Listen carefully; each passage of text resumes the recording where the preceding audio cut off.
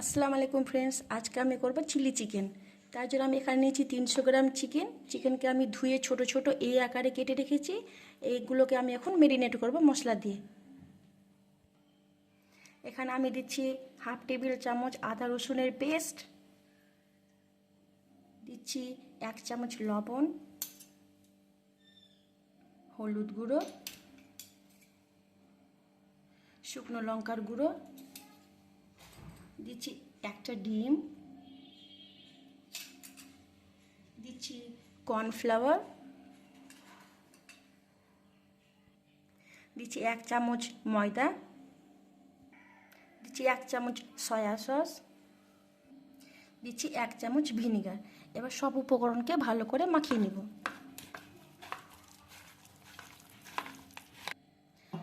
একটু দেব গোলমরিচের গুঁড়ো।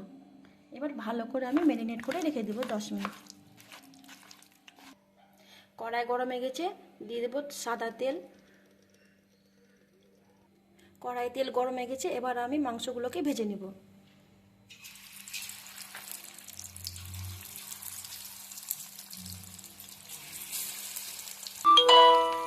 চিকেনগুলো ভাজা হয়ে গেছে, আমি সব একটা পাত্রে উঠিয়ে নেব।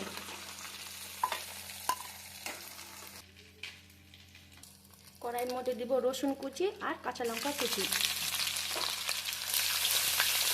আদা রসুনের পেস্ট, এতে দিব লবণ গুঁড়ো, একটু লঙ্কার গুঁড়ো, সামান্য হলুদ গুঁড়ো, আর দিয়ে দেব ধুয়ে রাখা পেঁয়াজ আর ক্যাপসিকাম। এটাকে বেশ ভালো করে নাড়াচাড়া করে নেব। এখানে পেঁয়াজ আর ক্যাপসিকাম ভাজা গেছে, এখানে আমরা দিয়ে দেবো ভেজে রাখা মাংস।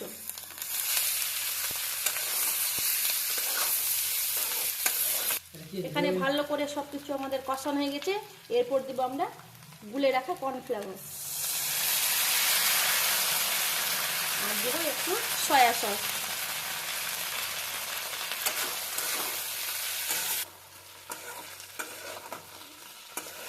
রেডি হয়ে গেছে আমাদের চিলি চিকেন। এবার এটাকে আমি সার্ভ করব।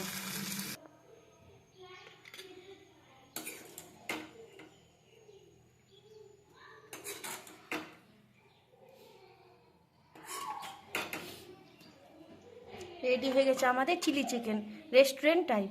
একবার টেস্ট করে দেখুন।